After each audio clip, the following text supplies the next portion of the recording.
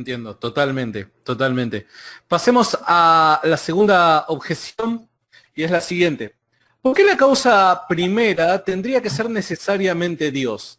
Y no otra opción como la gravedad, universos cíclicos anteriores, varios dioses o incluso extraterrestres de otro universo, perdón, que decidieron crearnos como experimento. De hecho, creo que esto hasta lo plantea Richard Dawkins en una entrevista, ¿no es cierto?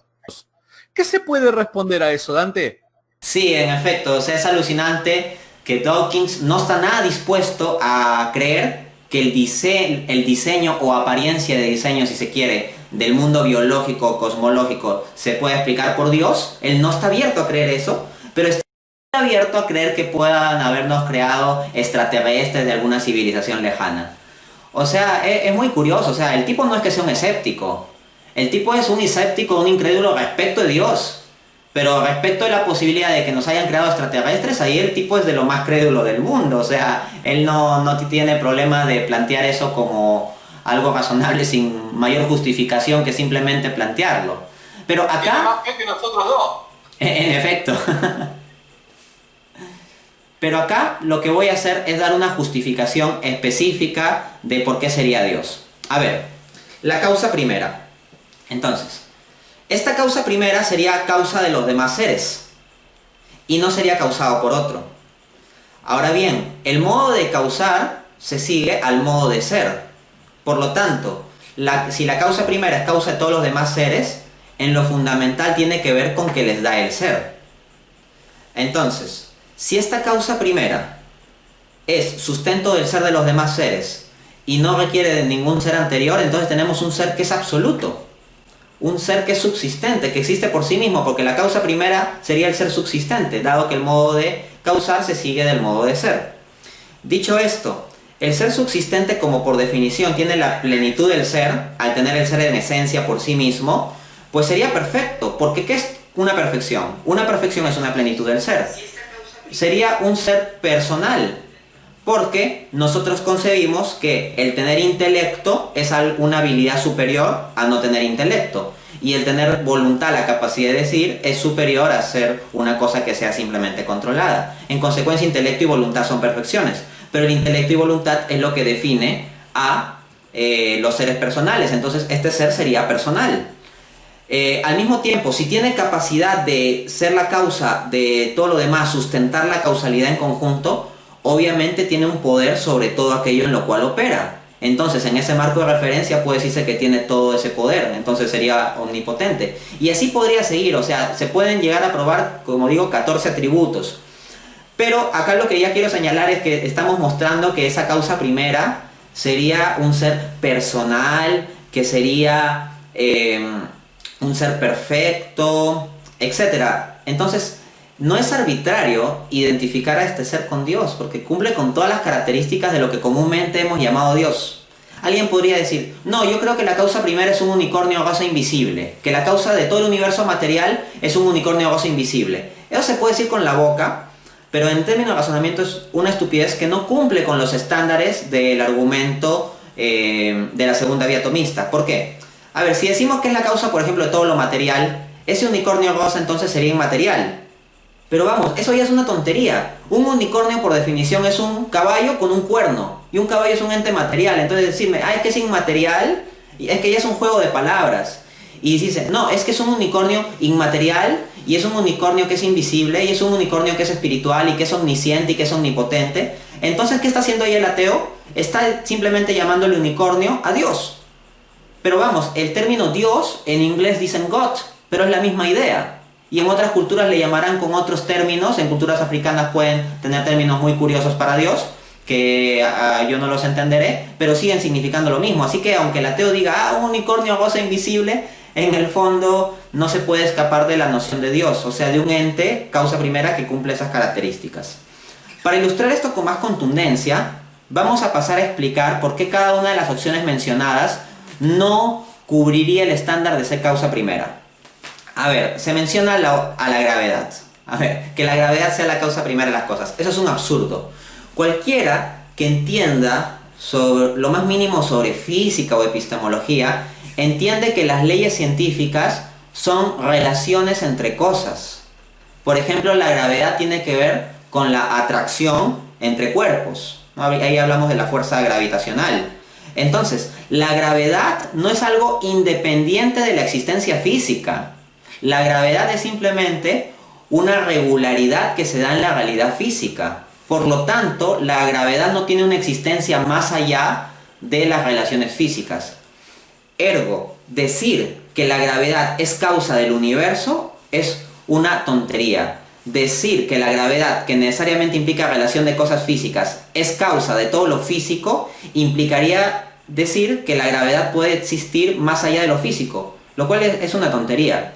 Claro que Stephen Hawking va a venir con su modelo a decir que el universo puede causarse a sí mismo por la existencia de la ley de la gravedad. Pero vamos, o sea, ¿cómo existe la ley de la gravedad si es que no existe el universo? ¿No? Eso es un absurdo. La gravedad no cumple el estándar. Es más, la gravedad exhibe un ajuste fino. Si la fuerza gravitacional, en su proporción con la fuerza electromagnética, porque la fuerza gravitacional es como que atrae y la fuerza electromagnética lo contrario, tiene un cierto balance la fuerza gravitacional con la electromagnética. Si variase un poquito, si fuera un poquito más o un poquito menos la relación proporcional, el universo no cumpliría condiciones para que se dé vida inteligente e interactiva como la nuestra. Entonces, la gravedad podría estar dada en otra proporción. ¿Y qué implica esto? Que la gravedad no es un ser necesario, pues. Porque si fuera un ser necesario, siempre tendría que ser del mismo modo. Pero resulta que la gravedad puede estar sometida a distintas constantes. Hay una constante gravitacional. ¿Qué pasa si esa constante gravitacional fuera el doble, o fuera la mitad, o fuera el triple?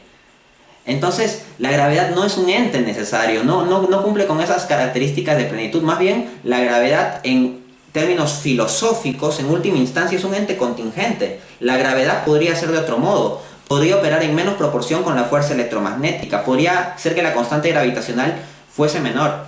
En suma, hasta la gravedad va a requerir de un Dios que la ajuste finamente para que, por ejemplo, surja vida inteligente e interactiva como la nuestra. Vayamos a la segunda posibilidad. Que nuestro universo sea causado por universos cíclicos anteriores. Ya, ok. Volvemos al mismo problema que ya abordó el razonamiento de Santo Tomás. Si nuestro universo existe y fue causado por un universo anterior, ¿qué causó ese universo anterior? Alguien dirá, bueno, otro universo anterior. Ya, ¿y qué causó ese universo anterior? Uno dirá, otro universo anterior. ¿Y qué tendríamos allí? Que se estaría yendo al mismo problema del retroceso infinito. Entonces, para que exista nuestro universo, tendrían que haber pasado infinitos ciclos de universos. O sea, un proceso infinito tendría que haber terminado, lo cual es un absurdo. Pero no solo eso, alguien podría decir, no, pero es que nosotros podemos plantear una teoría B del tiempo, en el cual el tiempo no es que esté propiamente transcurriendo, ¿no? Y allí lo que habría que decir es lo siguiente: la imposibilidad de series infinitas puede demostrarse incluso sin apelar al tiempo. Lo siguiente, ¿no? Cuando yo he explicado esto de la imposibilidad de regresiones infinitas, ¿no? O por ejemplo de eternos universos cíclicos que se precedan unos a otros, pues lo que algunos piensan es que esto está sujeto al tiempo, ¿no? Que uno puede depender de una instancia de tiempo para dar esta explicación tomista, y no. El enfoque tomista es compatible con una teoría A o con una teoría B del tiempo. Incluso si existe un tiempo indiferenciado, aún así no podrían darse ciclos infinitos. Ahí yo he hablado cosas muy técnicas. Vamos a poner un ejemplo sencillo. Supongamos que tenemos una infinita cantidad de piedrecitas con números. La piedrecita 1, una piedra 2, una piedra 3, una piedra 4, etc. Ya, ahora pensemos que en vez de piedrecitas son universos. Cada piedra es un ciclo de universo. Entonces tenemos infinitos ciclos de universo. Olvidémonos del tema del transcurso temporal. Aún así, una cantidad infinita de ciclos lleva absurdos. Por ejemplo, ¿qué pasa si yo hago así y se destruyen todas las piedras con número par? ¿Cuántas me quedan? Al comienzo tenía infinitas piedras, menos las de número par, que serían infinitas. Infinito menos infinito me daría infinito, porque quedaría la cantidad infinita de impares. Ahora, supongamos ahora que yo hago así y se eliminan todas las piedras menos las del número 1, 2 y 3. Entonces, ¿qué tenemos? Al comienzo habían infinitas piedras. Elimino todas las que tengan número mayor a 3, que es una cantidad infinita. Infinito menos infinito, ¿cuánto nos da? 3, porque van a quedar 3 piedras. Entonces, ¿qué tengo aquí yo? Infinito menos infinito me daba infinito en el ejemplo anterior. Y ahora infinito menos infinito me da 3. Entonces, tratar al infinito como una cantidad real, aritmética, lleva a absurdos lógicos. Independientemente de apelar a ciclos de tiempo, cosas así, incluso con una teoría del tiempo o sin hacer referencia al tiempo, eso de ciclos infinitos no se puede cumplir. Hay ateos que pretenden que dicen, no, es que esto se puede dar en círculo en vez de en una cadena. El mismo razonamiento se puede demostrar, o sea, no importa que lo pongas en círculo, en cadena, en triángulo, lo que sea, el problema sigue en pie. Entonces los universos cíclicos no lo explican. Es más, los modelos de universos cíclicos a los que suelen apelar los ateos, esos son mera especulación teórica. O sea, la evidencia empírica ha ido fuertemente en contra cada vez más de los modelos de universos cíclicos. El modelo de universo oscilante que se planteó en la década de los 60 quedó claramente en desfase por unos problemas que reseño en mi libro. Pero hay modelos de universo cíclico que se están planteando hoy en día, modelos teóricos, para evitar el cumplimiento del teorema Borde-Gut-Vilenkin. Acá no me explayo, entiendo que en el público habrán algunos familiarizados con esto. Y con la cosmología de Brana se están planteando ese tipo de escenarios cíclicos para evitar el teorema Borde-Gut-Vilenkin, que implica un inicio absoluto del universo. Pero miren lo que dice el propio Alexander Vilenkin, que no es creyente, sino que es agnóstico. Cito: puedes evadir el teorema postulando que el universo se estuvo contrayendo en algún tiempo previo. Esto suena como si no hay nada problemático con tener una contracción previa a la expansión. Pero el problema es que un universo en contracción es altamente inestable. Las pequeñas perturbaciones causarían que desarrolle todo tipo de singularidades caóticas, de modo que nunca se llegaría a la fase de expansión. Traducción, ¿qué está diciendo Vilenkin aquí? O sea, los ateos pueden venir a decir en contra del argumento tomista, no, es que nuestro universo fue causado por un universo anterior o por una fase de contracción previa a nuestra fase de expansión. Ya miren, resulta que el propio Vilenkin está diciendo que eso es extremadamente difícil. O sea, que en la fase de contracción se darían unas singularidades físicas que generarían inestabilidad, que a su vez generarían que no se pueda llegar a la fase de expansión.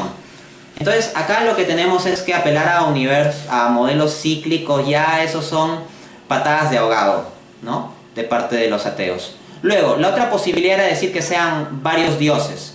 Bueno, en primera instancia, por el principio navaja de Ockham o de economía de pensamiento, si la explicación la podemos dar con un solo dios, ¿para qué multiplicar innecesariamente varios dioses? Entonces ya por ahí la cosa debería cerrarse. Pero por otra parte se puede demostrar que el ser subsistente tiene que ser necesariamente uno. Hemos probado que la causa primera tiene que ser el ser subsistente porque el modo de causar sigue al modo de ser. Luego, un ser subsistente, como tiene la plenitud del ser y no le falta nada, es ontológicamente infinito, no le falta nada. Pero al mismo tiempo es perfecto, porque vimos que toda perfección es una plenitud del ser. Entonces, tendríamos que preguntarnos si vamos a decir que hay muchos dioses, tendríamos que decir que hay muchos seres que son infinitos y perfectos. Hay dos posibilidades: que estos seres sean distintos o que no sean distintos. Si son distintos, entonces tenemos que cada uno tendría alguna característica que lo distinguiría del otro. Pero si de entre esos muchos dioses cada uno tiene una característica que lo distingue del otro, no podría ninguno de ellos ser infinito ni perfecto. Porque a cada uno de ellos le faltaría en su perfección alguna perfección que sí tiene el otro. Y le faltaría en su infinitud ontológica aquello por lo cual los otros se diferencian de él. En consecuencia es absurdo plantear que sean distintos. Entonces deben conformar un mismo ser. Porque si no son distintos es un solo ser, luego la causa primera debe ser una sola.